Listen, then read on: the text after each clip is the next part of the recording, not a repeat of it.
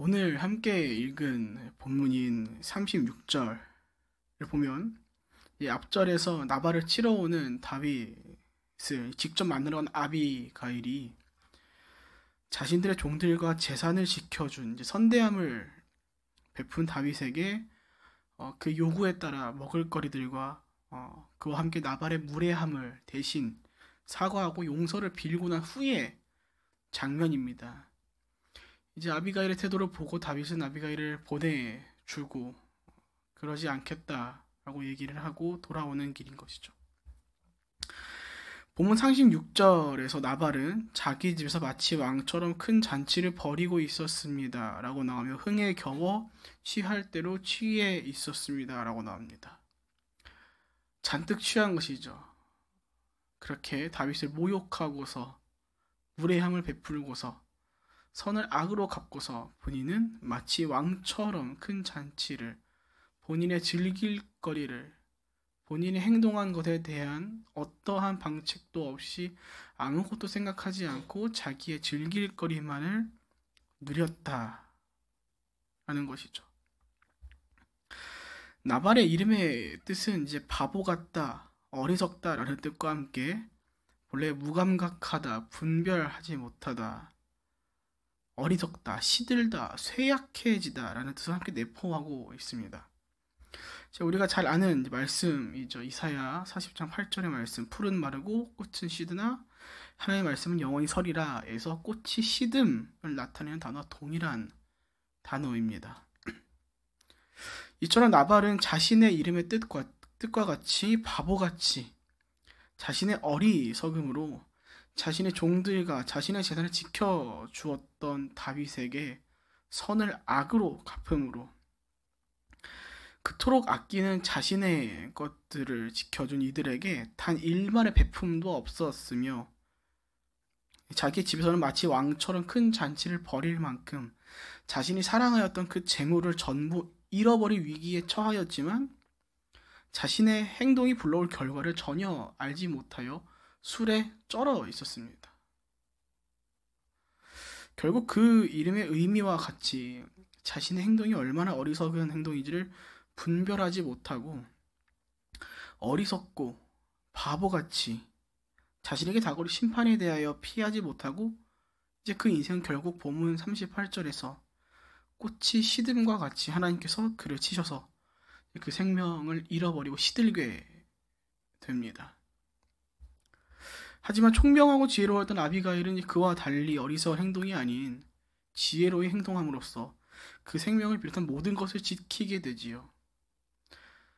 어리석음의 결과가 무엇인지, 또 총명하고 지혜로움의 결과가 무엇인지, 그 지혜로움 가운데서 선대함을 베푼 자의 결말과 어리석음으로 선을 악으로 갚은 자들의 결말이 비교되어 나옵니다. 사랑하는 여러분, 우리의 삶 속에서 우리 개인의 삶 속에서 어리석음으로 우리 이웃에게, 우리와 함께하는 자들에게 부디 악독함을 선보이는 것이 아닌 지혜로움으로 선대함을, 하나님의 사랑을, 성령의 열매를, 양선, 친절함을, 선함을 베풀 줄 아는 저와 여러분 되시기 축복드립니다. 야고보서 3장 13절 이하에 이렇게 말씀하고 있습니다. 조금 긴 말씀인데 제가 읽겠습니다. 여러분 가운데 지혜롭고 분별력 있는 사람이 누구입니까? 선한 행실을 통해 지혜에서 나오는 온유함으로 자기의 행위를 보이십시오. 그러나 여러분의 마음에 지독한 시기심과 야심이 있다면 자랑하거나 진리를 대적해 거짓말하지 마십시오. 이 지혜는 하늘에서 오는 게 아니라 세상적이고 정욕적이며 마귀적입니다. 시기심과 야심이 있는 곳에 혼란과 온갖 악한 행위가 있습니다. 그러나 하늘에서 오는 지혜는 무엇보다 성결하고 또한 화평하며 관용하고 양순하며 긍휼과 선한 열매가 가득하며 편견과 위선이 없습니다. 의의 열매는 화평하게 하는 사람들이 화평의 씨를 뿌려 거두는 것입니다.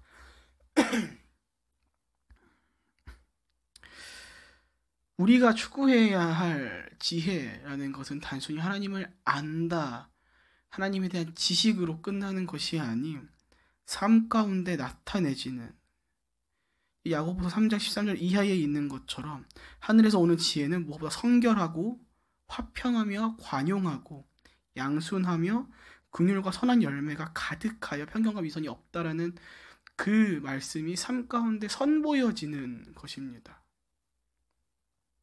선한 인생, 지혜로운 인생, 우리가 추구해야 할 지혜, 나발과 같이 선을 악으로 갚는 삶이 아닌, 또 그 삶으로 인하여서 생명을 빼앗기는 결말을 맞는 것이 아닌, 오히려 손해볼 수 있지만 그 선한 삶의 행동으로 지혜로움을 선보이며, 비록 오랜 기간 동안 어리석은 자 옆에서 지냈으나 그 결국엔 하늘의 왕이 될 사람에게 다시 속하여진 아비가일처럼 그 삶을 우리가 추구하며 바라봐야 하는 것이죠.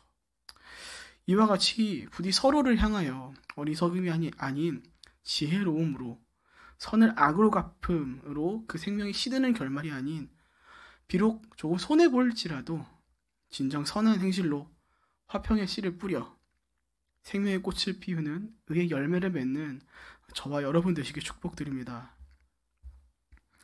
본문 39절입니다.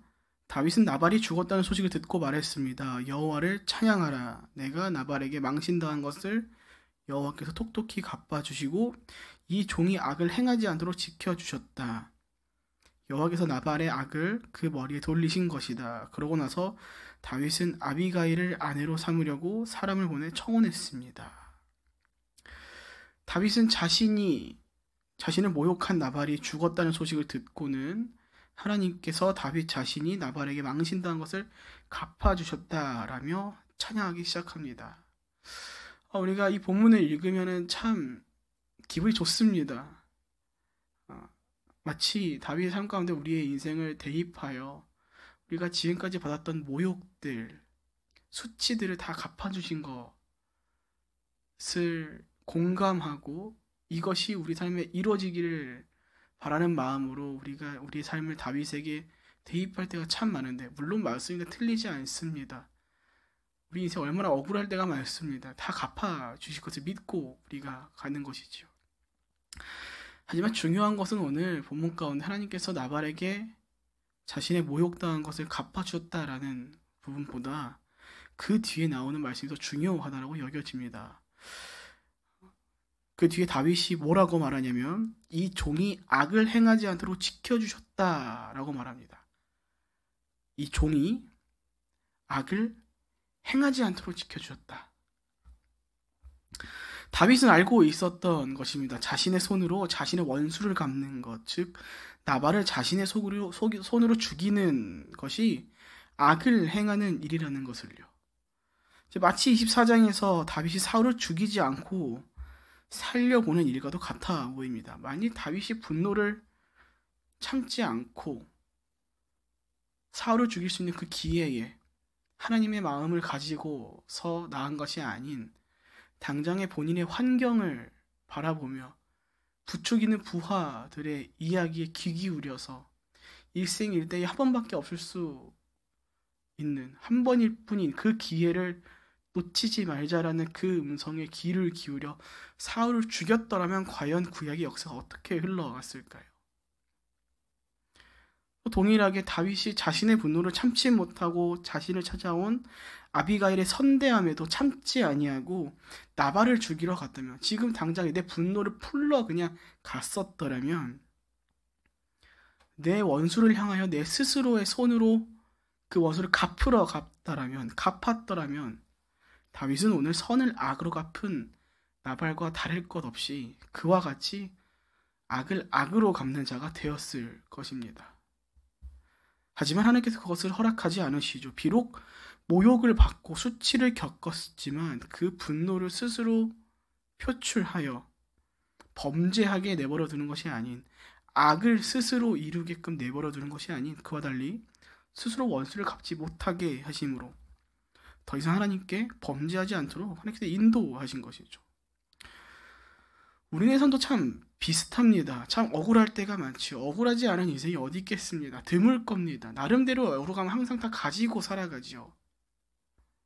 때때로 우리를 향한 타인의 모욕이, 우리가 받는 수치들이 우리의 마음의 분함으로, 억울함으로 다가올 때가 얼마나 많습니다. 여러 이단들의 그 악행으로, 그 부도덕한 행실로 인해서 참 열심히 잘 살아가고 있는 그리스도인들이 그들과 함께 욕을 먹고 삿대질 당하는 모습을 보면 참 안타깝죠. 그런 억울함들이 우리의 삶 가운데 너무나 자주 있고 빈번히 있습니다. 이럴 때마다 하나님께서 우리의 원수를 갚아주시기를 우리는 기다리기보다는 당장에 우리의 손으로 원수를 갚을 수 있는 기회가 찾아오기를 기다리고 또 기도하며 때로는 스스로 그 기회를 만들곤 합니다. 그러나 아이러니하게도 하나님께서는 그 원수 갚는 일들을 열어주시지 않으시고 오히려 그럴 때마다 묘하게 하나님께서는 기다리라는 말씀만 주시죠. 묘하게 나의 원수를 갚을 일이 생기면 묘하게 기다리라고만 하십니다. 그 원수를 직접 갚게 하시는 일이 거의 없습니다. 답답하죠. 억울이 미치겠죠. 그렇기에 우리는 기억해야 합니다. 오늘 말씀에 나와 있듯이 원수 갚음은 하나님의 몫이라는 것과 함께 우리에게 있어서 어쩌면 그 원수를 스스로 갚음은 악으로서 적용될 수 있다라는 것을 말이죠. 베드로서 3장 9절부터 12절까지 해서 사도 베드로는 이렇게 말합니다. 악을 악으로 욕을 욕으로 갚지 말고 도리어 복을 빌라. 이를 위하여 너희가 부르심을 받았으니 이는 복을 이어받게 하려 하심이라. 그러므로 생명을 사랑하고 좋은 날 보기를 원하는 자는 혀를 금하여 악한 말을 그치고 그 입술로 거짓을 말하지 말고 악에서 떠나 선을 행하고 화평을 구하며 그것을 따르라.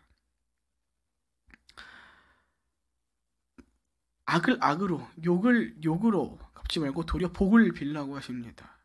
그렇게 하는 이유가 너희가 이를 위하여 부르심을 받았다라고 합니다. 복을 잇기 위해서, 하나님의 복을 끊게 하지 않게 하기 위하여, 그 복의 연장선이 되기 위하여 우리를 부르셨다라고 합니다. 그러면서 이어오는 베드로전서 3장 12절에서 이렇게 말씀하시죠. 주의 눈은 의인을 향하시고 그의 귀는 의인의 간구에 기울이시되 주의 얼굴은 악행하는 자들을 대하시느니라 하였느니라. 주의 눈과 귀는 의인에게, 바라보면 죽음을 면치 못하게 되는 주의 얼굴은 악행하는 자들을 향해. 결국 무엇입니까? 똑같은 자들이 되지 말라는 것입니다. 세상의 법칙처럼 눈에는 눈, 이에는 이가 아닌 모든 원수 갚음은 하나님께 맡겨버리고 너는 의인의 삶을 추구하고 그 복이 끊이지 않을 수 있도록 너희의 부르심에 합당한 그 의인의 길을 걸으라 라는 것입니다. 그분이 우리에게 원하시는 것은 거룩이기에 내가 거룩한 즉 너희도 거룩하라 하셨기에 내 계명은 곧 내가 너희를 사랑한 것 같이 너희도 서로 사랑하라는 것이기에 비록 죄인이지만 의인이라 칭함받음으로 의로운 삶을, 거룩한 삶을 추구하고 그 삶을 살아가고 그 길을 걸어가라는 것입니다. 너희의 억울함은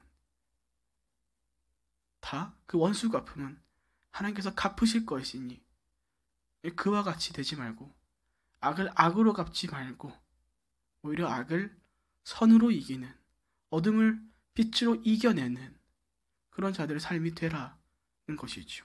왜냐? 하나님께서는 의인된 자들의 삶을 바라보시고 그 간구를, 그 부르짖음을, 그 억울함을 호소하는 것을 외면하지 않으시고 다 듣고 계시기에 그의 눈과 귀가 의인을 향하여 있기 때문에 우리의 때와 방법이 아닌 그분의 시간과 방법으로 그 원수를 갚아 주실 것이기에 우리로 하여금 신뢰하고 그분의 얼굴이 악행하는 자들을 향하여 원수를 갚을 것임을 믿고 그들과는 다른 너희는 거룩함을 이루라는 것입니다. 우리의 기도 다 듣고 계시다는 것이죠. 외면하지 않으시고 우리가 생각했던 방법과 때는 아니지만 그 언젠가 우리의 억울함을 풀어주시고 조금 힘들 수 있겠지만 손해볼 수 있지만 그 시간을 지나 우리로 하여금 악행을 저지르지 않을 수 있도록 인도하시고 하나님을 알게 해주신다는 것입니다.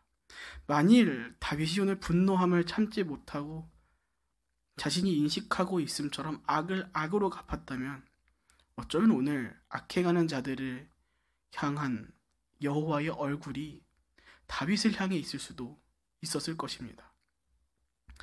이처럼 우리를 악함이 아닌 선함으로 인도하시는 하나님을 신뢰하시며 원수 갚음을 하나님께 맡기고 악을 악으로 갚는 것이 아닌 거룩함을 추구하며 이 땅 가운데 구별된 자들의 삶을 진정 의인이라 칭한받기에 마땅한 삶을 살아내시는 저와 여러분 모두가 되시길 주님의 이름으로 축복드립니다.